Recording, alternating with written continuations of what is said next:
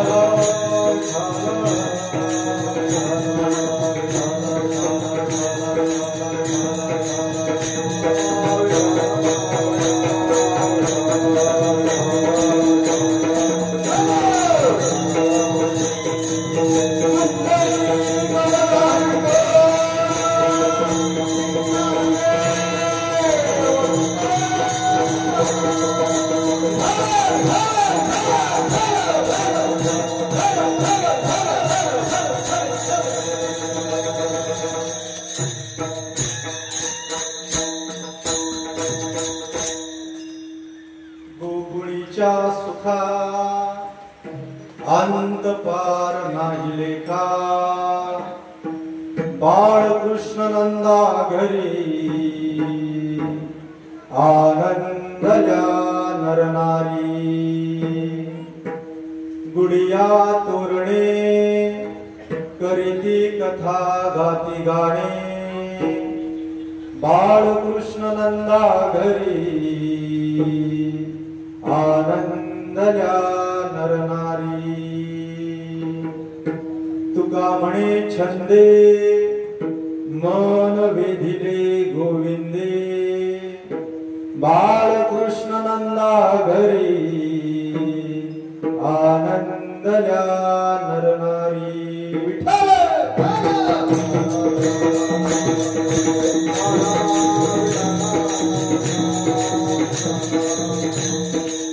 महायोग पीठे तटे भीमरथ्या वरं पुंडरीकाय दातुं मुनीन्द्रये समागत्य तिष्ठन्तमानन्दकन्दं परब्रह्मलिङ्गं भजे पाण्डुरङ्गं देवादिदेवा जगत्त्रया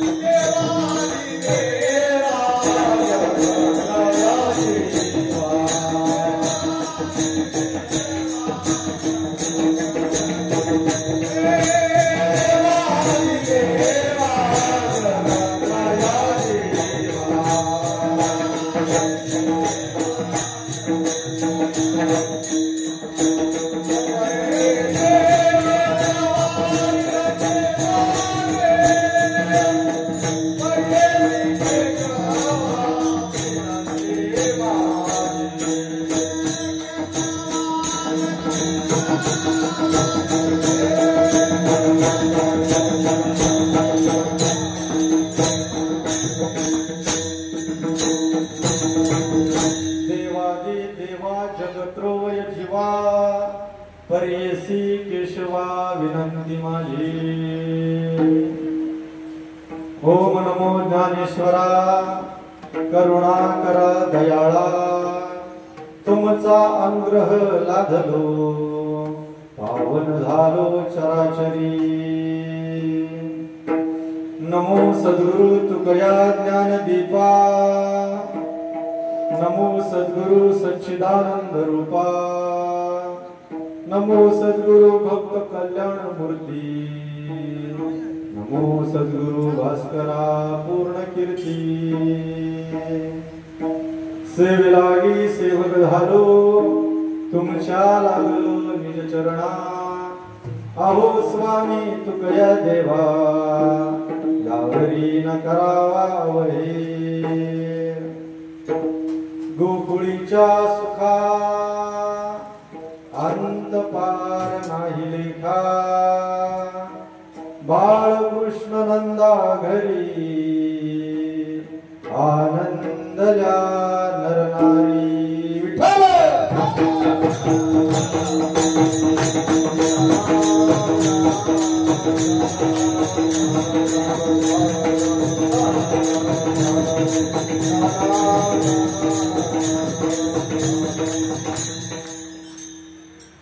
श्रीमंत श्री जगद्गुरु गोपाराय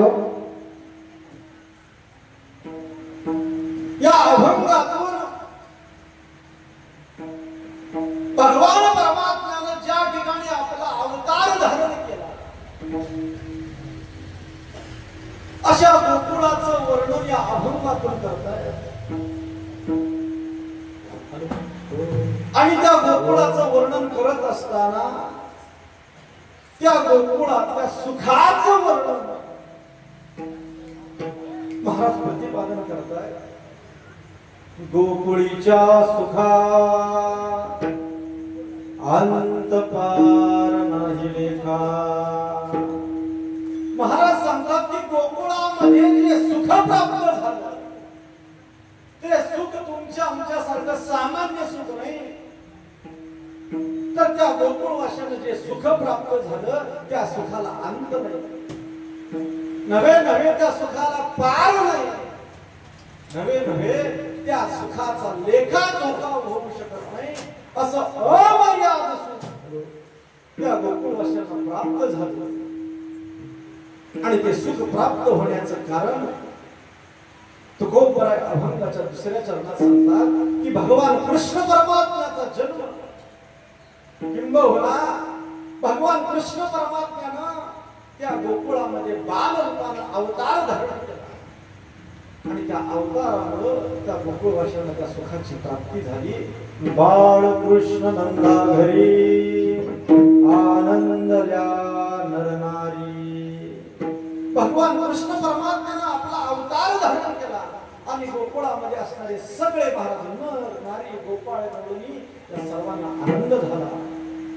आणि त्या गवळणींनी त्या गोकुळवासियांनी तो आनंद कशा प्रकारे साजरा केला महाराज त्याचं वर्णन करतात। गुढिया तोरणे करीती कथा गाती गाणी। प्रत्येकाने गुढ्या उभा करून तोरणा उभा करून त्या भगवंताचं नाम चिंतन करून तो आनंद साजरा केला। आणि अशा प्रकारे त्या कृष्ण भगवान परमात्म्याने आपल्या येण्याने सर्वांना आपला छंद लावलेला आहे। सगळ्यांचं मन त्या भगवान परमात्म्याने वेधून घेतलेलं आहे, मोहून घेतलेलं आहे। आणि त्या कृष्ण भगवान परमात्म्याचा छंद सगळ्या गोकुळवासियांना लागलेला आहे। आणि त्याचं वर्णन तुकोबराय करतात। तुका म्हणे छंदे येणे वेदिले गोविंदे। विठ्ठल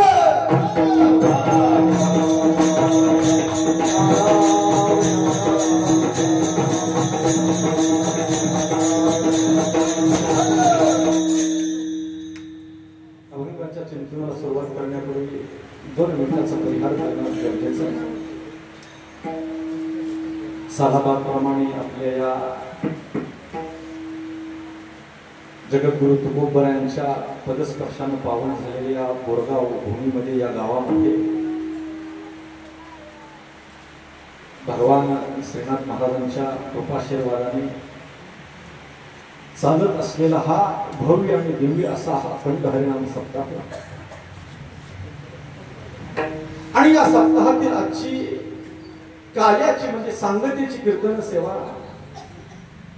आपणा सर्व ग्रामस्थांच्या सर्व भजनी मंडळांच्या सर्व संयोजकांच्या माध्यमातून आज माझ्या वाट्याला आले.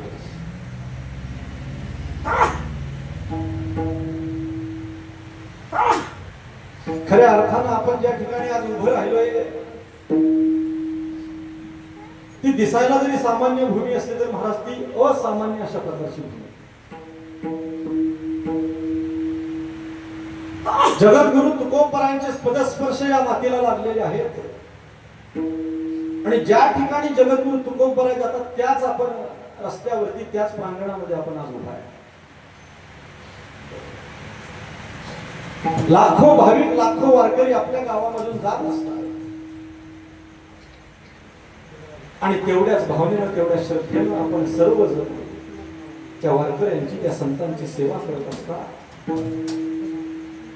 म्हणून अशा ठिकाणी सेवा करायला मिळणं सुद्धा एक प्रकारचं भाग्य समजलं जातं.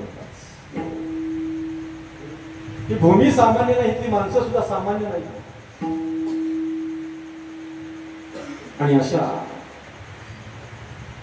पवित्र अशा भूमीमध्ये या बोरगावमध्ये चालू असलेला हा अखंड हरिनाम सप्ताह आणि त्या सप्ताहातील आज सांगत आज या ठिकाणी वेळ बराचसा झालेला आहे. तर चालू करायला जरी वेळ झाला तरी सोडायला आपल्याला वेळ करायचा नाही.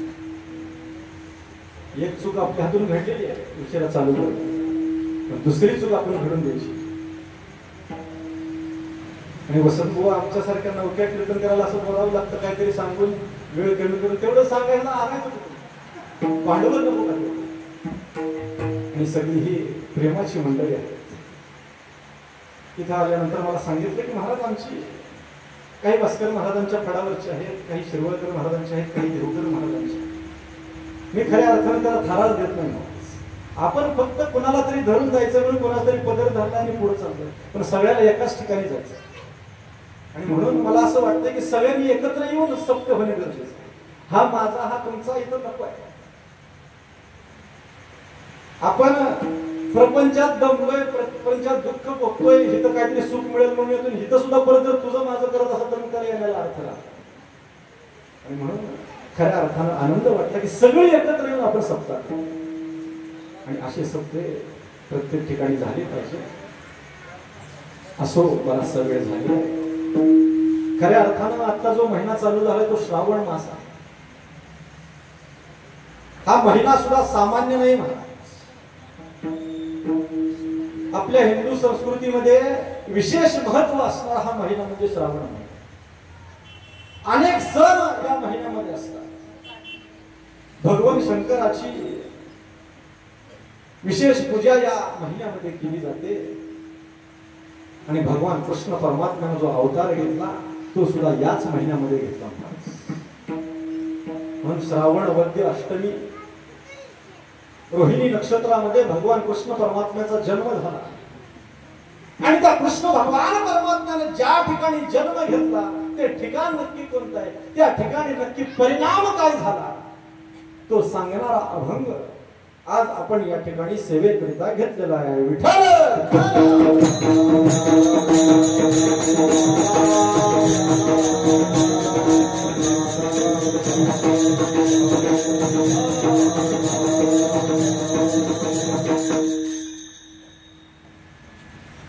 महाराज काल्याचा काही महत्वाचा भाग आहे, आपण सर्वांना माहिती आहे, पण ती 2 मिनिटांमध्ये करून पुढे जाईल. आपल्या वारकरी संप्रदायाचा असा नियम आहे की आपण कोणताही कार्यक्रम करा, कोणताही उत्सव करा, त्या उत्सवाची त्या कार्यक्रमाची सांगताही काल्याच्या कीर्तनाने केली जाते. म्हणजे जोपर्यंत काला होत नाही तोपर्यंत आपला हा उत्सव आपला कार्यक्रम समाप्तच होत नाही. हा वारकरी संप्रदायाचा दंडक आहे, नियम आहे. मग तो कार्यक्रम 3 दिवसाचा असो, 5, 7, 8, 9 दिवसाचा असो, 1 महिन्याचा असो किंवा 1 वर्षाचा असो, कितीही दिवसाचा कार्यक्रम असला तरी त्या कार्यक्रमाची सांगता म्हटलं की काल्याचं कीर्तन ठरलं. म्हणून काल्याचा पहिला महत्वाचा भाग असा आहे की काला म्हणजे समाप्तीचा निदर्शक आहे. काला का करावा हे आपल्याला समजलं पाहिजे म्हणून सांगतो. दुसरा महत्वाचा भाग काला म्हणजे परिपूर्णतेचं द्योतक आहे.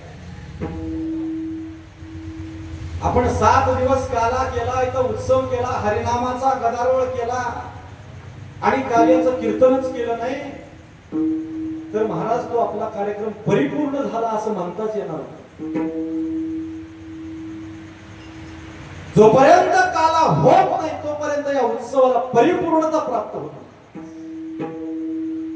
म्हणून परिपूर्णतेचा द्योतक म्हणून या कार्याकडे पाहिजे. आणि कृष्ण भगवान परमात्मा जो आहे तो कृष्ण भगवान परमात्म्याचा अवतार म्हणजे परिपूर्णतम अशा स्वरूपाचा अवतार मानला. आणि त्या कृष्ण भगवान परमात्म्याच्या चरित्राचा उच्चार आज आपल्याला या कीर्तनामध्ये करावा लागतो. आणि त्या कृष्ण भगवान परमात्म्याच्या चरित्राचा उच्चार केल्यानंतर आपल्या या उत्सवाला, या कार्यक्रमाला नवे नवे आपल्या जीवनालाच पूर्णता प्राप्त होत असते. म्हणून कृष्ण भगवान परमात्म्याचा जो अवतार आहे तो परिपूर्णतम अशा स्वरूपाचा. आता अनेक अवतार सांगितले त्याचे वेगळं चिंतन मांडता येईल, आजचा आपला तो विषय नाही. म्हणून कृष्ण भगवान परमात्म्याच्या चरित्राचा उच्चार केल्यानंतर या कार्यक्रमाला परिपूर्णता प्राप्त होत असते. म्हणून परिपूर्णतेचा द्योतक म्हणून या कार्याच्या कीर्तनाकडे पाहिलं. आणि तिसरा आणि शेवटचा भाग या कार्याच्या कीर्तनाचा असा आहे की आजचं कार्याचं जे कीर्तन आहे ते प्रसादाचं कीर्तन आहे, कलशस्थानाचं कीर्तन आहे. जसं आपण संसारामध्ये पगार मिळावा म्हणून पडत असतो तसं परमार्थामध्ये सुद्धा आपण पडत असतो, तो प्रसाद मिळावा म्हणून पडत असतो. भगवान परमात्म्यानं आपल्यावरती कृपा करावी आणि तो कृपा प्रसाद आपल्याला द्यावा ही प्रत्येकाची इच्छा असते. आणि तो काला काय करतो तर तो प्रसाद देण्याचं काम तो काला करत असतो. म्हणून आजचं कीर्तन आहे ते प्रसादाचं कीर्तन आहे. आजच्या कीर्तनामध्ये साक्षात भगवान परमात्मा आपल्याला येऊन त्या काल्याच्या रूपामध्ये जो प्रसाद देत असतो.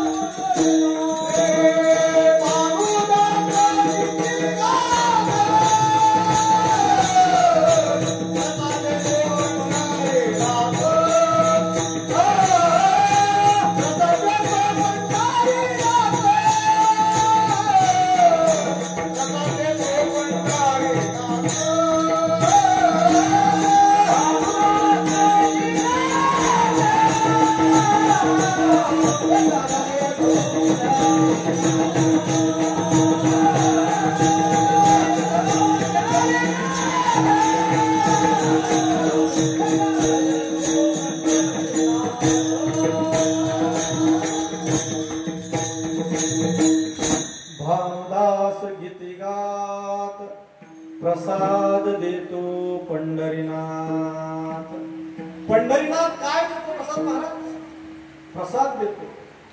म्हणून आजचं जे कीर्तन आहे ते परिसमाप्ती, परिपूर्णता आणि परिप्रसाद असं त्रिवेणी संगमात्मक कीर्तन म्हणजे आजचं काल्याचं कीर्तन. विठ्ठल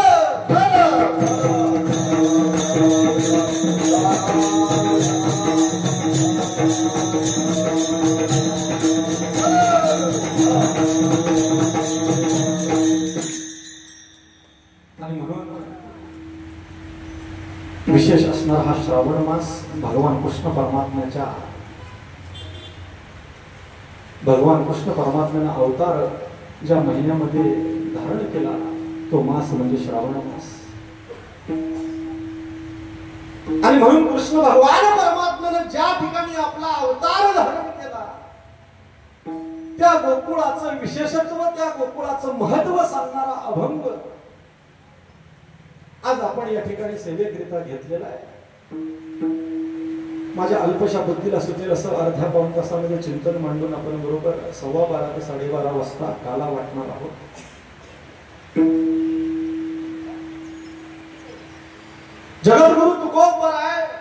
ज्या ठिकाणी भगवान कृष्ण परमात्म्याने अवतार धारण केला, नवे नवे ज्या ठिकाणी तो काला वाटला, तो काला ज्या ठिकाणी केला, अशी विशेष असणारी भूमी म्हणजे गोकुळ आहे. आणि त्या गोकुळाचं वर्णन तुकोबराय या अभंगातून करताय. गोकुळ गोकुळ म्हणजे नक्की काय हो? तर महाराज गोकुळ म्हणजे दुसरं तिसरं काही नाही, तर त्या द्वापार युगामध्ये यमुना नदीच्या तीरावरती वसलेलं एक गाव म्हणजे गोकुळ आहे.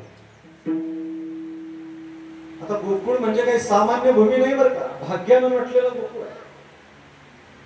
कशाचीच कमतरता नाही त्या गोकुळामध्ये. आणि एवढंच नाही तर साक्षात त्या भगवान परमात्म्यानं लीला करण्याकरता निवडलेलं स्थळ म्हणजे गोकुळ आहे. मला सांगा, भगवान कृष्ण परमात्मा त्या ठिकाणी येणार आहे आणि 4-2 दिवसाकरता नाही, 10-12 वर्ष त्या ठिकाणी राहणार आहे, वेगवेगळ्या प्रकारचे खेळ खेळणार आहे. मला सांगा, ती भूमी सामान्य असेल का? एखाद्या देशाचा पंतप्रधान एखाद्या ठिकाणी येणार असेल, 1-2 तासाची सभा घेणार असेल, तर महाराज महिनाभर अगोदर ती भूमी तपासली जाते. महिनाभर आधी त्याची सिक्युरिटी असते.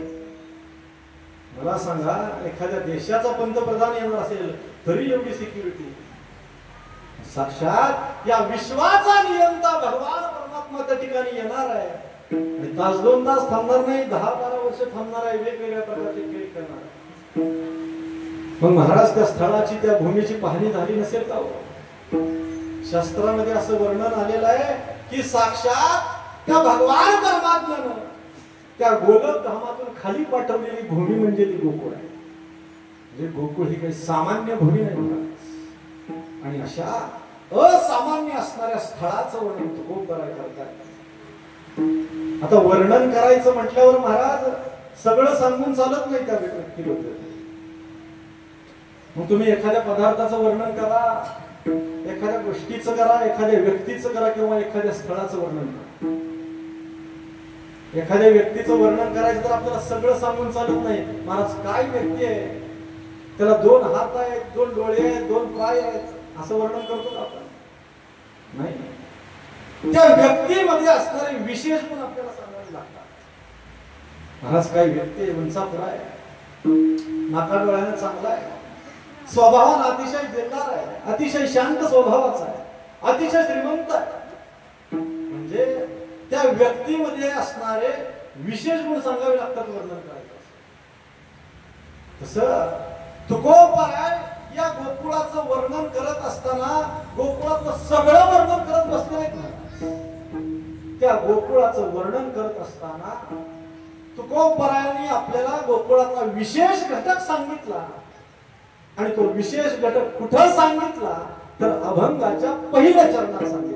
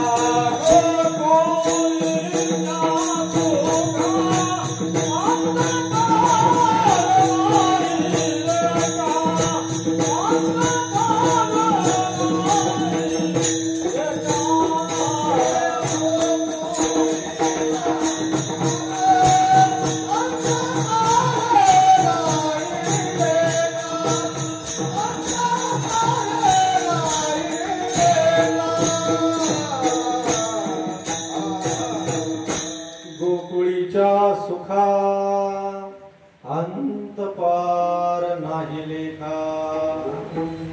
महाराज गोकुळाचं वर्णन करत असताना त्या गोकुळातला विशेष घटक आपल्या पुढे मांडतात. आणि तो विशेष घटक गोकुळातला कोणता असेल तर जगद्गुरु तुकोबराय सांगतात तो सुखाचा आहे. सुखाचा. महाराजांनी गोकुळाचं वर्णन करत असताना गोकुळातल्या श्रीमंतीचं वर्णन केलं नाही. महाराजांनी गोकुळातल्या रथाचं वर्णन केलं नाही. गोकुळातल्या कमानीचं, गोकुळातल्या रस्त्याचं वर्णन केलं नाही. तसा विचार केला तर महाराज मगाशी सांगितलं की भाग्यानं नटलेलं गोकुळ आहे. कशाचीच कमतरता नाही त्या गोकुळात. एखाद्या घरामध्ये जर महाराज लहान मुलं हसत खेळत असतील, धन धान्य असेल, दूध दुग्ध असेल, हसत खेळत घर असेल तर आपण म्हणतो काय गोकुळासारखं घर आहे. म्हणजे जिथं कशाचीच कमतरता नसते त्याला गोकुळ म्हटलं जातं. परंतु जगद्गुरु तुकोबरायांनी गोकुळाचं वर्णन करत असताना त्या गोकुळातल्या भौतिक परिस्थितीचं, श्रीमंतीचं वर्णन केलं नाही. महाराजांनी जे वर्णन केलं ते गोकुळातल्या सुखाचं वर्णन केलं. सुखाचं. कारण आपल्या जीवनामध्ये सगळ्यात जास्त महत्व कशाला असेल तर ते सुखाला. तुमचा 1 कोटी रुपयाचा बंगला आहे, दारात 50 लाखाची गाडी आहे, 15 एकर 20 एकर जमीन बागायत आहे आणि घरामध्ये सुखच नाही. महाराज चालेल का? नाही चालणार. राहण्यापुरत्या 2 खोल्या असू द्या, जेमतेम 4-2 एकर शेती असू द्या, पण प्रत्येकाला वाटतं की आमच्या घरामध्ये सुख असलं पाहिजे. म्हणून मनुष्याच्या जीवनाचं अंतिम ध्येय काय असेल तर ते सुख आहे. आपण सगळी पैशाच्या मागं, पदाच्या मागं, प्रतिष्ठेच्या मागं, प्रसिद्धीच्या मागं लागलेली माणसं. पण हे सगळं मिळवण्यासाठी महाराज आम्ही आमचं सुखच गमावून बसतो. म्हणजे हे नक्की मिळवायचं कशासाठी याचं भानच आम्हाला राहिलं नाही. या सगळ्या गोष्टी आपल्याला मिळवायचे, पद मिळवायचे, प्रतिष्ठा मिळवायची, प्रसिद्धी मिळवायची, पैसा मिळवायचा आहे. पण या सगळ्या गोष्टी सुद्धा कशासाठी मिळवायच्या महाराज? समाधानासाठी मिळवायचे, सुखासाठी मिळवायचे. असं कोण आहे महाराज मला जीवनात सुख नसलं तर चालते, दुःख मिळावं असं कोणच नाही महाराज. जगद्गुरु दुःख भावे ऐसे कोणी भावे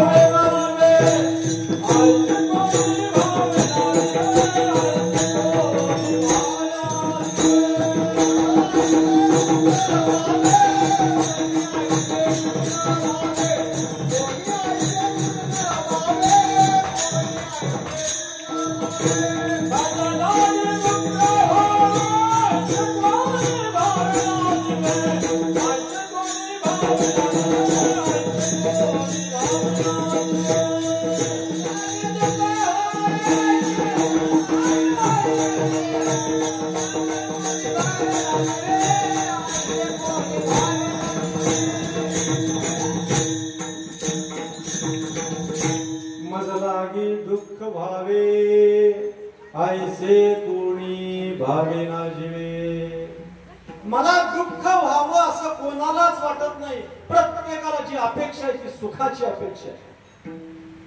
आणि म्हणून मनुष्याचं श्रेष्ठत्व ठरवत असताना त्याच्या उपाधीवरून ठरवू नये, त्याच्या सुखावरून ठरवलं पाहिजे. एखादं गाव बघत असताना त्या गावातली श्रीमंती पाहू नये, ते गाव किती सुखी आहे हे पाहिलं पाहिजे. एखादं घर बघत असताना त्या घराचं श्रेष्ठत्व हे त्याच्या मजल्यावरून नाही तर त्या घरामध्ये असणाऱ्या सुखावरून ठरवलं पाहिजे. एखाद्या मनुष्याकडे पाहत असताना त्याने कोणत्या ब्रँडचे कपडे घातले, त्याने कोणता शूज घातलाय, कोणता गॉगल घातलाय हे बघू नये, तो मनुष्य किती सुखी आहे हे पाहिलं पाहिजे. कारण आपलं जीवन हे सगळं कशावरती, कशासाठी आहे तर मिळणाऱ्या सुखासाठी आहे. आणि म्हणून तुकोबराय गोकुळाचं वर्णन करत असताना त्या सुखाचं वर्णन करतायत. गोकुळीच्या सुखा. मग असं नक्की कोणतं सुख त्या गोकुळवाशांना प्राप्त झालं? तर 3 प्रकारच्या सुखाचं वर्णन आलेलं आहे. धावतो चिंतन आपण बघू. आदिदैविक सुख, आदिभौतिक सुख आणि आध्यात्मिक सुख. आदिदैविक सुख म्हणजे कृष्ण भगवान परमात्मा त्या ठिकाणी आल्यामुळं त्या गोकुळवाशांना महाराज दैवालाच देव आला. आता दैवाला देव येणं हे ऐकायला सोपं आहे, पण महाराज अतिशय अवघड गोष्ट आहे. एखाद्याला महाराज नोकरी चांगली असेल, घर चांगलं असेल, गाडी असेल, बायका मुलं असतील तर आपण म्हणतो त्याचं दैव चांगलं आहे. पण तुकोबराय सांगतात ज्या भगवान परमात्म्याच्या कृपेमुळे ह्या सगळ्या गोष्टी आपल्याला मिळतात, तो भगवान परमात्माच त्या गोकुळवाशांच्या दैवाला. तुकोबराय वर्णन करतात त्यांच्या घराला देव आला. देव आला घरा नंदाचिया गावा, धन्य त्यांच्या दैवा देव आले. तुकोबराय सुद्धा धन्यता देतात त्या गोकुळवासियांना. का तर धन्य त्यांच्या दैवा देव आले. साक्षात देवच त्यांच्या दैवाला आला. हा महाराज हे सामान्य सुख नाही, पण तुकोबराय वर्णन करतात आदिदैविक सुख त्या गोकुळवाशांना प्राप्त झालं. दुसऱ्या सुखाचं वर्णन आलेलं आहे ते आदिभौतिक अशा प्रकारचं सुख. आदिभौतिक म्हणजे भौतिक सुखाची रेलचेल त्या गोकुळामध्ये नांदली. कशाचीच कमतरता नाही महाराज. अन्न धान्य दूध दुग्ध पैसा अडका सोनं नाणं सगळी रेलचेल त्या गोकुळामध्ये. आपल्याकडे सोनं आहे तर पैसा नाही, पैसा आहे तर सोनं नाही, धान्य आहे तर दूध नाही, दूध आहे तर धान्य नाही. पण गोकुळामध्ये महाराज कशाचीच कमतरता नाही. का?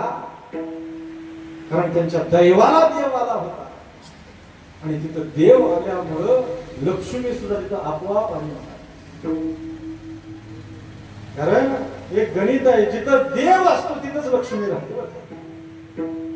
कारण लक्ष्मी ही देवाची दासी आहे. जयाचे नाम पाप नाशी, लक्ष्मी ऐसी जयाची दासी. लक्ष्मी देवाची दासी आहे. म्हणून जिथं देव राहतो तिथं लक्ष्मी राहते. देवाला सोडून लक्ष्मी राहू शकत नाही. पण आमचं चुकतंय नेमकं तिथं. आम्ही काय करतोय? आम्ही देवाला बाजूला सरतोय आणि फक्त लक्ष्मी मिळवण्याच्या पाठीमागे. लक्ष्मी तशी येत नाही बरं का. तुम्ही देव आपला करून घ्या. आपुला तो एक देव करुणी घ्यावा, तेने विन जीवा सुख नोहे. तुम्हाला सुख पाहिजे असेल, लक्ष्मी पाहिजे असेल, भौतिक सुबत्ता पाहिजे असेल तर अगोदर आपला देव करून घेतला पाहिजे. देव जर तुम्ही आपला करून घेतला तर तुम्हाला जीवनामध्ये दुसरं काहीच मिळवण्याची गरज नाही. म्हणून त्या गोकुळवाशांच्या दैवाला देव आल्यामुळे लक्ष्मी सुद्धा तिथं आपोआप आली महाराज. आणि प्रत्येक घरामध्ये लक्ष्मी वास करू लागली, नांदू लागली. घरोघरी झाला लक्ष्मीचा वास.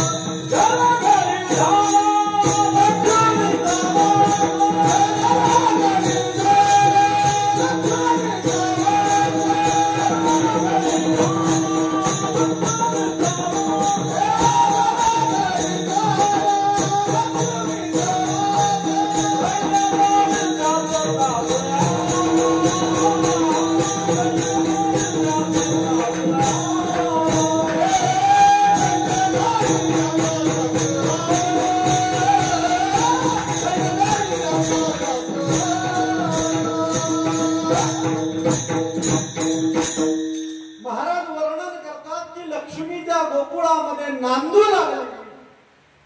पण काही ठराविक घरं बघून नाही महाराज, तर जेवढी जेवढी म्हणून घर त्या गोकुळामध्ये आहेत त्या प्रत्येक घरामध्ये ती लक्ष्मी वास करू लागली. म्हणून महाराज वर्णन करतात घरोघरी झाला लक्ष्मीचा वास, आणि लक्ष्मीचा वास झाल्यामुळे काय झालं तर दैन्य दारिद्र्यास त्रास आला. तिथलं दैन्य दारिद्र्य महाराज त्रासलं आणि निघून गेलं. म्हणून लक्ष्मीचं आणि दारिद्र्याचं वाकड आहे. जिथं दारिद्र्य असतं तिथं लक्ष्मी राहत नाही, आणि जिथं लक्ष्मी राहते तिथं दारिद्र्य राहत नाही. म्हणून देव आल्यामुळे लक्ष्मी आली, आणि लक्ष्मी आल्यामुळं तिथलं दारिद्र्य सगळं निघून गेलं, आणि सगळीकडे महाराज भौतिक सुबत्ता पसरली. आमचे आजोबा कीर्तनामध्ये विरोधाने सांगायचे की किती भौतिक सुबत्ता होती त्या गोकुळामध्ये. तर एखादी गवळानं यमुना नदीच्या तीरावरती पाणी भरायला हंडा घेऊन चालली, तरी तिच्या अंगावरती 400 तोडं सोनं असायचं महाराज. आणि हळूच म्हणायचे पाणी भरायला जाताना 400 तोडं असेल, तर लग्नाला जाताना किती असेल. आता सोन्याचं नाव घेतलं तरी भीती वाटते महाराज, लाखाच्या पुढे गेले असो. म्हणजे एवढी सुबत्ता त्या गोकुळामध्ये नांदू लागली. म्हणून आधी भौतिक सुख त्या गोकुळवाशांना प्राप्त झालं, आणि तिसरं आणि अतिशय महत्वाचं सुख ते म्हणजे आध्यात्मिक अशा प्रकारचं सुख आहे. भगवंताच्या प्राप्तीचं ज्ञान त्या गोकुळवाशांना प्राप्त झालं महाराज, आणि ते गोपाळ ब्रह्मज्ञानाचे अधिकारी झाले. आता ब्रह्मज्ञान म्हणजे काही सामान्य ज्ञान नाही, म्हणजे ज्ञानाचं प्राप्तव्य झाल्यानंतर इतर कोणत्याही ज्ञानाचं प्राप्तव्य उरत नाही, त्याला ब्रह्मज्ञान म्हणतात. म्हणजे थोडक्यात प्रत्येक क्षेत्रातलं प्रत्येक ज्ञान त्या गोपाळांना झालं महाराज. ब्रह्मज्ञान असं प्राप्त होत नाही महाराज, त्याला खूप जप तप करावं लागतं. परंतु तुकोबराय त्या ब्रह्मज्ञानाचं विशेषत्व सांगतात की त्या गोकुळवाशांना ते ब्रह्मज्ञान कसं प्राप्त झालं तर कोणीही जप केला नाही, तप केला नाही, आणि त्याच्याशिवाय ते ब्रह्मज्ञान प्राप्त झाले. लोका गोकुळीच्या झाले ब्रह्मज्ञान, केलिया वाचून जप तप. जप तप न करता ब्रह्मज्ञानाचे अधिकारी झाले, आणि भगवंताच्या प्राप्तीचं सुद्धा ज्ञान त्या गोकुळवाशांना प्राप्त झालं, आणि असं आध्यात्मिक सुख त्या गोकुळवाशांना प्राप्त झालं. त्यामुळे तुकोबराय त्या सुखाचं वर्णन करतात, गोकुळीच्या सुखा. आणि हे सुख काही तुमच्या आमच्यासारखं सामान्य नाही महाराज. तुमची आमची सुख सामान्य आहेत, आम्हाला सुख प्राप्त होतं नाही असं नाही, पण प्राप्त झालेलं सुख किती दिवस टिकतो आपलं? फार काळ टिकत नाही. काही काळाला होईना ते सुख नष्ट होत जातं. आम्ही नवीन कपडे घेतले, आम्हाला आनंद वाटतो, सुख वाटतं, पण एकदा दोनदा घातला, कुठेतरी खिळ्यात अडकून फाटला की झालेल्या सुखाचं काय झालं महाराज? ते सुख नष्ट होत. गुलाबजाम खायला मिळाले, सुख वाटतं महाराज. पत्रावळीवर बसलो आम्ही, ताटावरती पत्रावळी, पूर्ण बातमी घेऊन गुलाबजाम आला की आम्हाला आनंद वाटतो, सुख वाटतं. पण किती 2, 4, 6, 8, 10, 20 गुलाबजाम खाईपर्यंत ठीक आहे, पण महाराज परत खाऊ वाटत नाही. म्हणजे जे सुख झालं नाही महाराज, ते सुख एके ठिकाणी संपतं, त्याला काळाची मर्यादा आहे. पण तुकोबराय सांगतात त्या गोकुळवाशांना जे सुख प्राप्त झालं त्या सुखाला मर्यादाच नाही महाराज. अंत पार नाही लेखा. अंत या शब्दाचा अर्थ आहे काळाने शेवट होतो त्याला अंत म्हटलं जातं, देशाने शेवट होतो त्याला पार म्हटलं जातं, आणि अंत पार नाही लेखा म्हणजे त्या सुखाचं मोजमापच तुम्ही करू शकत नाही. त्या सुखाचं मोजमाप करण्याकरता कोणताच अंक समर्थ नाही महाराज. म्हणजे त्या सुखाचा काळानेही शेवट होत नाही, त्या सुखाचा देशानेही शेवट होत नाही, आणि त्या सुखाचं मोजमापही होऊ शकत नाही. असं अमर्याद सुख त्या गोकुळवाशांना प्राप्त झालं. तुकोबराय त्या सुखाचं वर्णन करतात, गोकुळीच्या सुखा अंत पार नाही लेखा. मग महाराज असं अमर्याद शाश्वत सुख त्या गोकुळवाशांना प्राप्त झालं. त्या सुखाचं नक्की कारण काय? त्या सुखाचं कारण महाराज अभंगाच्या दुसऱ्या कारणाचं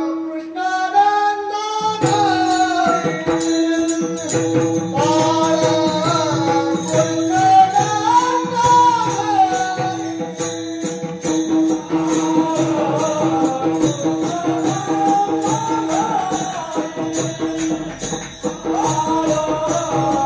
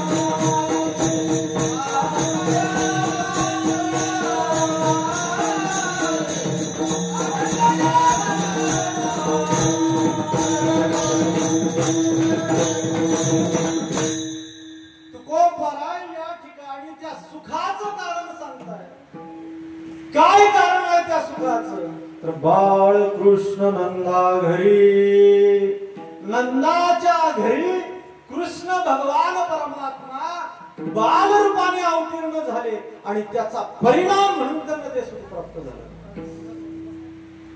भगवान कृष्ण परमात्मा त्या नंदाच्या घरी बाल रूपाने अवतीर्ण झाले आणि सगळ्यांना आनंद झाला. महाराज आनंदल्या नरनारी, त्या गोकुळामध्ये असणाऱ्या नर नारी लहान मुलं सगळ्यांना आनंद झाला. आणि त्या आनंदाच्या भरामध्ये त्या गवळणी काय करतायत तर प्रत्येकाला तो निरोप पोचवण्याचं काम करतात की कृष्ण भगवान परमात्म्याचा जन्म झाला. आणि तो निरोप पोचवत असताना सांगत असताना त्या गवळणी गोकुळामध्ये धावतायत आणि मोकळं धावत नाहीत. हातामध्ये ताट आहे, वाटी आहे आणि त्या ताट वाटीमध्ये सुंदवड्याचा प्रसाद घेऊन त्या गवळणी महाराज प्रत्येकाला निरोप देतात की कृष्णाचा जन्म झाला. म्हणून वर्णन आलेला एक धावे एकी पुढे, ताटे वाटे सुंटवडे, गवळण सांगे गवळणीला, पुत्र झाला यशोदेला. यशोदेला पुत्र झाला ही आनंदाची बातमी त्या गवळणी महाराज सगळ्या गोकुळामध्ये सांगत सुटल्या.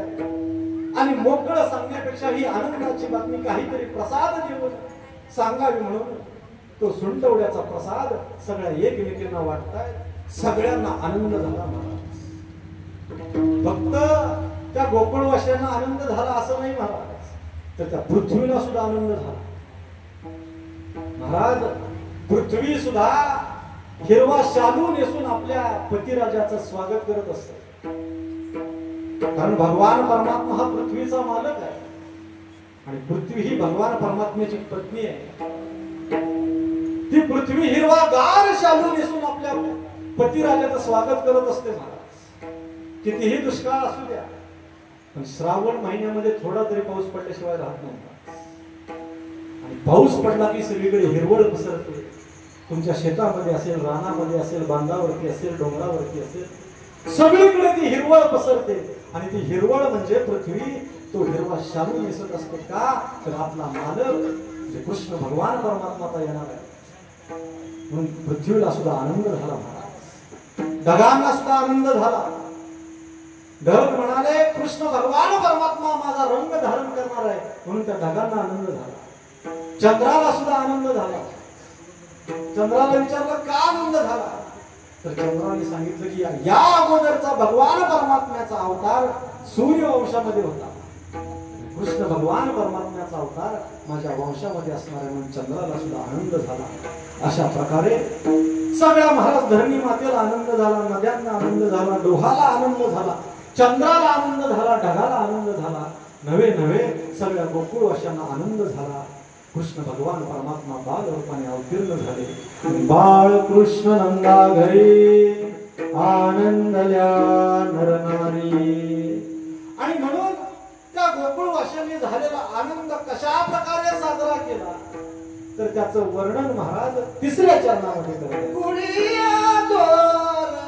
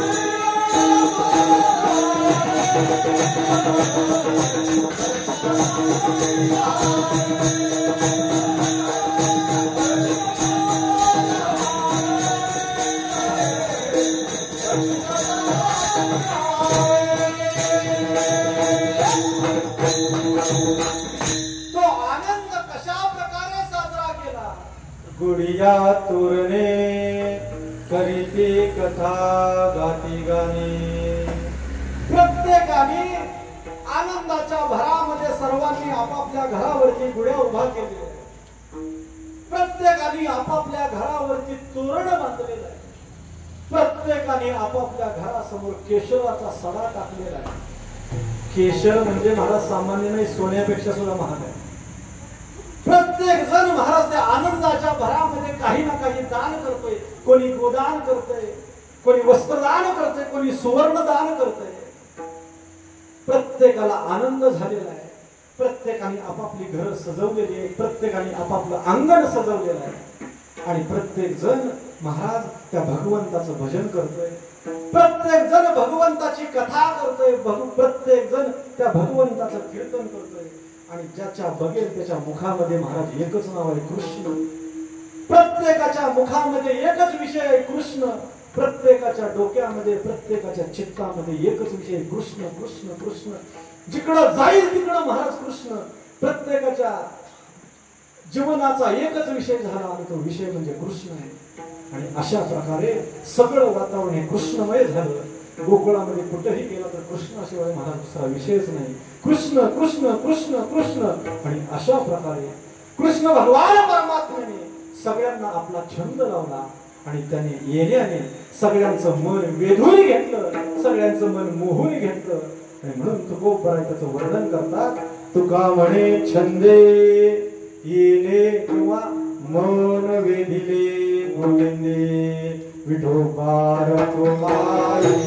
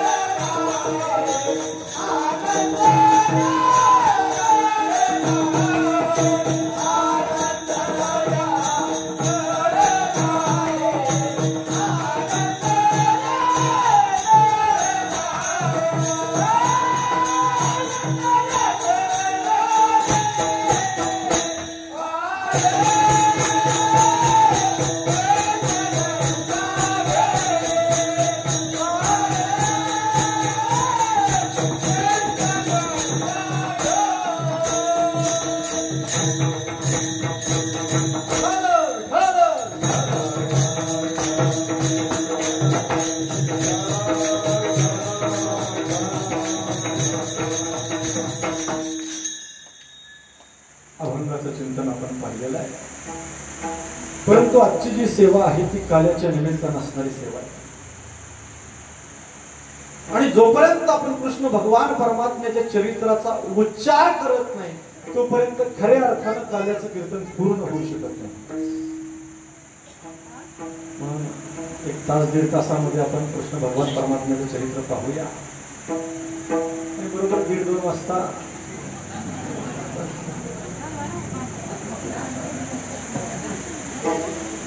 वेळ बराचसा झालेला याची जाणीव. म्हणून एक मोजून 10 मिनिटांमध्ये कृष्ण भगवान परमात्म्याच्या 10व्या चरित्राचा उच्चार आपल्याला करायचा आहे. कारण आज वेळेचं बंधन असतं आपल्याला. 8 दिवस आपण या ठिकाणी सगळेजण रोज येतात. हरिनामाचा गदारोळ चालू आणि त्या भगवंताचा तो काल्याचा प्रसाद कधी हातामध्ये पडतोय आणि कधी सेवन करतोय अशी भावना प्रत्येकाच्या मनामध्ये आहे. परगावरून आलेले वारकरी महाराज आपली बॅग भरून गाडी वळवून बसले. प्रसाद घ्यायचा आणि निघायचं. प्रत्येकाचं लक्ष घराकडे. पण मोजून 10 मिनिटांमध्ये भगवंताच्या चरित्राचा 10वा उच्चार आपण करून बरोबर 12:25 मिनिटांनी आपण सेवा संपवणार आहोत. विठ्ठल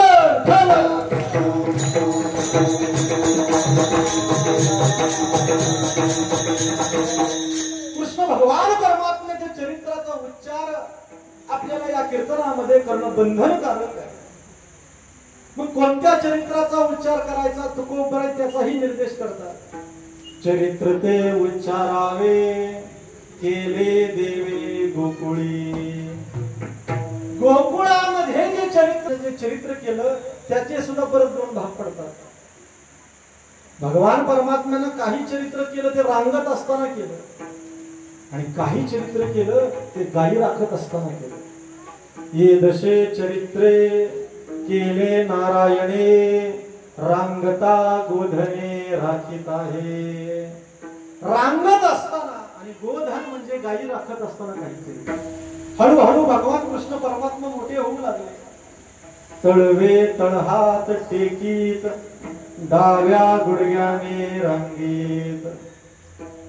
सळसळ करते मला माहित आहे. वेळेचं बंधन आहे आपल्याला. प्रमाणे आपल्याला संपवायचं आहे. आणि अशा प्रकारे कृष्ण भगवान परमात्मा मोठे होऊ लागले. त्या गोकुळामध्ये वेगवेगळ्या प्रकारच्या खोड्या भगवान कृष्ण परमात्मा गोकुळामध्ये करू लागले. आपल्या सवंगड्यांसमवेत चोरीला जायचं. दही दूध तूप लोणी चोरायचं. कारण महाराज ते सगळे गोपाळच्या गायीचं रक्षण करायचे, गायीचं संगोपन करायचे, आणि त्याच गोपाळांना ते दही दूध खायला मिळत नव्हतं, म्हणून भगवान कृष्ण परमात्म्याने चोरी केली. बरं, चोरीला जायचं, दही दूध खायचं, पण किती खायचं? गोपाळांनी विचारलं, देवा तू आम्हाला चोरीला नेशील, आमच्याकडून चोरी करून घेशील, पण चोरी करून तू एकट्याने सगळं खाल्लं तर आम्हाला प्रश्न आहे. म्हणजे चोरीला आम्ही तुझ्यावर यायला तयार आहे, पण गेल्यानंतर तू आम्हाला किती देणार ते अगोदर सांग. अगोदर ऍग्रीमेंट कर स्टॅम्प पेपरवर. त्यावेळेस भगवान परमात्मा म्हणाला, रे किती देणार आहे म्हणून काय विचारताय? आजी देतो पोट भरी, पुरे म्हणाल तोवरी. भगवान परमात्मा म्हणाले, मी किती देणार आहे? तर आजी देतो पोट भरी, नुसतं पोट भरून नाही, तुम्ही नको नको म्हणेपर्यंत मी देणार. म्हणून लक्षात ठेवा, जगात नको म्हणेपर्यंत देणारा जर कोण असेल तर तो केवळ भगवान परमात्मा. नको म्हणेपर्यंत देतो म्हणे. आपल्यात एक रोजच्या भाषेत, बोलणी भाषेत म्हण आहे, खुदा देता है तो छप्पर फाडके देता. म्हणून त्याच्यावर फक्त विश्वास ठेवला पाहिजे. असो, भगवान परमात्मा म्हणाले, मी तुमचं पोट भरेपर्यंत देणार आहे, नको म्हणेपर्यंत देणार. असं सांगितल्याबरोबर सगळ्या गोपाळांना आनंद झाला. सगळे गोपाळ भगवान परमात्म्याबरोबर चोरीला जाऊ लागले. दही दूध तूप बनवली चोरी करून खाऊ लागले. आणि महाराज कृष्ण भगवान परमात्मा एवढ्या खोड्या करायचा. चोरी करत येत असताना परत तसंच यायचं नाही. त्या लोण्याचं एक बोट घ्यायचं आणि त्या बोटावर लोणी घेऊन त्या घरातल्या ज्या सुनबाई आहेत त्या सुनबाईच्या तोंडाला इथं बोट ते लोण्याचं लावायचं आणि मग निघून यायचं. आता असं केल्यामुळे काय व्हायचं? सकाळी घरातल्या सासूबाई लवकर उठायच्या, पहाटे 4 वाजता. त्या काळात 4 वाजता उठायची माणसं. म्हणजे आताही काय काय उठतात नाही असं नाही. महाराज झाडलोट करण्यासाठी त्या स्वयंपाक घरामध्ये सासूबाई जायच्या आणि पाहायच्या तर काय दुधाचे, दह्याचे, तुपाचे, लोण्याचे डेरेच्या डेरे रिकामे झालेले असायचे. काय झालं? चोरी झाली की काय? सुनबाईला विचारावं काय माहितीये का म्हणून सुनबाईकडे यायच्या धावतच. अगं सुनबाई, चोरी झाली की काय? पाहायच्या तर सुनबाईच्या तोंडाला महाराज लोणी लागलेला असायचं. सासूबाईला वाटायचं रात्रीचं चोरून सुनबाईने सगळं खाल्लं की काय, म्हणून महाराज त्या सासूबाईचा सगळा संशय सुनेवरती यायचा आणि महाराज दोघीची कडाक्याची भांडणं व्हायची. अशा अनेक प्रकारच्या खोड्या कृष्ण भगवान परमात्मा त्या गोकुळामध्ये करू लागला.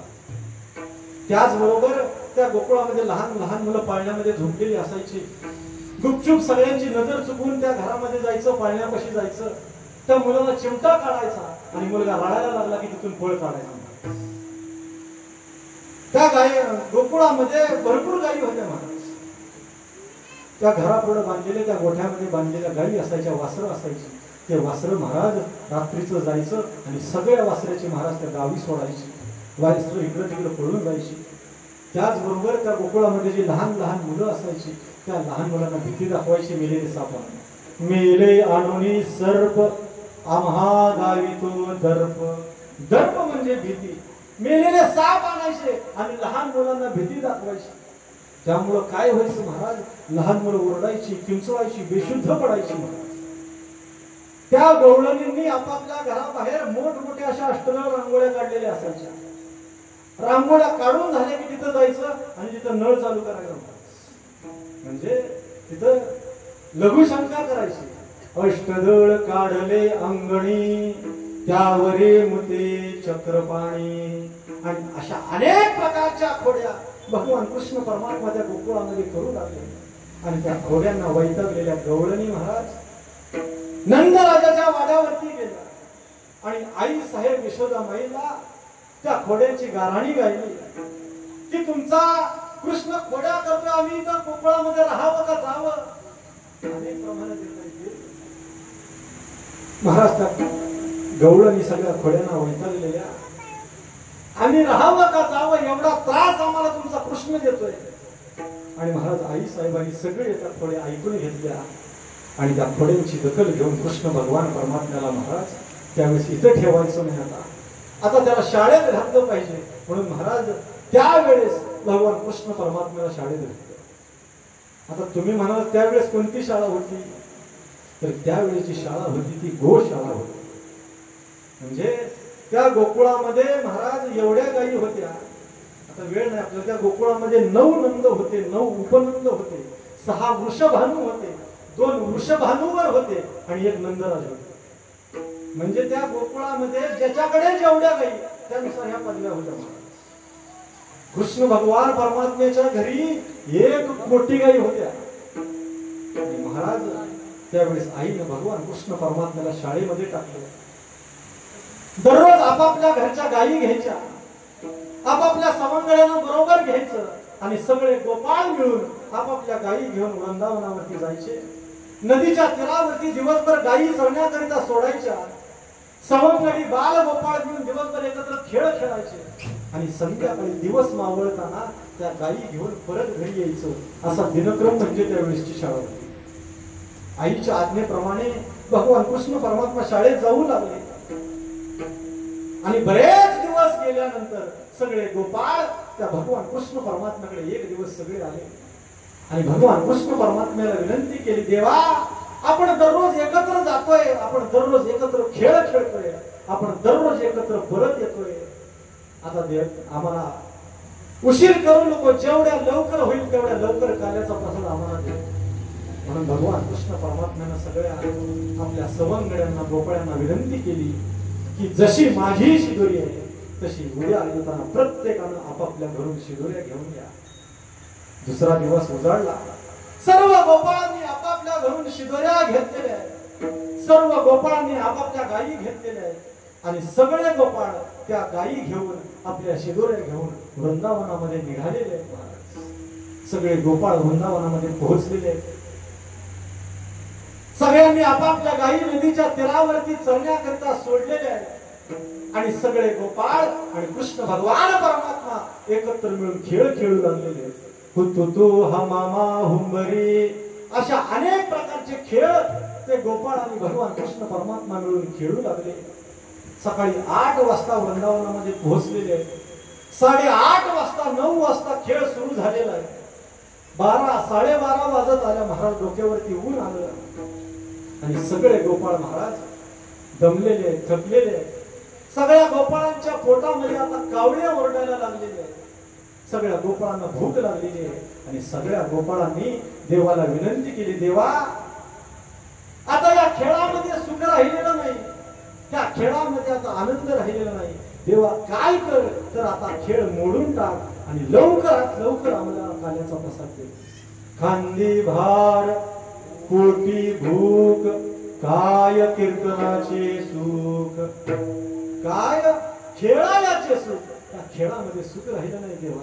खांद्यावरती भार आहे, डोक्यावरती ऊन आहे, पोटामध्ये भूक लागलेली आहे आणि आता या खेळामध्ये स्वारस्य राहिलं नाही. भगवान परमात्म्यानं सुद्धा त्या गोपाळांचं ऐकलं आणि महाराज तो खेळ मोडून टाकला. तुका म्हणे आता खेळ मोडावा परता. आणि त्या सवंगड्यांचं ऐकून कृष्ण भगवान परमात्म्यानं चालू असलेला खेळ मोडून टाकला आणि सगळ्यांनी आणलेल्या शिदोऱ्या एकत्र करायला सांगितल्या. त्या गोपाळांनी आणलेल्या शिदोऱ्या काहींनी गायीच्या शिंगाला अडकवल्या होत्या, काहींनी झाडावर अडकवल्या होत्या, काहींनी त्या मातीत ठेवल्या होत्या, काहींनी नदीच्या तीरावरती ठेवल्या होत्या. सगळ्यांनी आपापल्या शिदोऱ्या आणल्या महाराज. सगळ्यांनी आपापल्या शिदोऱ्या आणल्या. सर्व गोपाळांना गोलाकार बसवलेला आहे. 9 लक्ष गोपाळ होते महाराज. सगळ्या गोपाळांनी आपापल्या शिदोऱ्या आणून त्या एकत्र केल्या आणि एकत्र तयार करून तयार झालेला काल्याचा प्रसाद कृष्ण भगवान परमात्म्याने सगळ्यांच्या हातावरती दिला. सर्व गोपाळांनी तो काल्याचा प्रसाद सेवन केला आणि काल्याचा प्रसाद सेवन केल्याबरोबर त्या सर्व गोपाळांनी तृप्तीची ढेकर दिली महाराज. सगळ्या गोपाळांचं समाधान झालं आणि तो काल्याचा प्रसाद सेवन केल्यानंतर सगळे गोपाळ त्या देवाला म्हणू लागले, देवा तुझी संगत आम्हाला जीवनामध्ये प्राप्त झाली आणि आमच्या जीवनातील सगळ्या चिंता निघून गेल्या. तुझी ये संगती झाले आमची निश्चिंती. आणि एवढंच नाही देवा, तुझ्यामुळे जे सुख आम्ही आजपर्यंत पाहिलं नव्हतं, जे सुख आम्ही अनुभवलं नव्हतं, असं अमर्याद सुख आम्हाला तुझ्या संगतीमध्ये प्राप्त झालं. नाही देखील ते मिळे भोग सुखाचे सोहळे. म्हणून देवा हे काल्याचं सुख सुद्धा आम्हाला तुझ्या संगतीमुळे प्राप्त झालं. कारण काला कुठं होतो तर जिथं देव आहे आणि जिथं संत आहे तिथंच काला होतो. काला करीती संत जन सवे त्यांच्या नारायण. म्हणून आज आपण सर्वजण भाग्यवान आहोत की आज आपल्या या बोरगाव मध्ये त्या भगवान श्रीनाथांच्या भगवान प्रभू रामचंद्रांच्या मंदिरामध्ये देव आणि संत दोघंही आलेले आपल्या बोरगाव. आणि जिथं देव आणि संत एकत्र येतात तिथंच काला होतो. म्हणून देवा हे काल्याचं अमर्याद असणार सुख केवळ आम्हाला तुझ्यामुळे मिळालं आणि हा सुख सोहळा आम्ही पुन्हा पुन्हा जन्म घेऊ आणि अनुभवू. म्हणून उपजोनिया पुढती येऊ काला खाऊ दही भात. आपल्याला सुद्धा आज जो काला प्राप्त होणार आहे आणि तो काला ज्या संतांच्या कृपेमुळे प्राप्त होणार आहे त्या संतांचं आपण मोठ्या भक्तिभावाने भजन करूया. ज्ञानेश्वर माऊली राज माऊली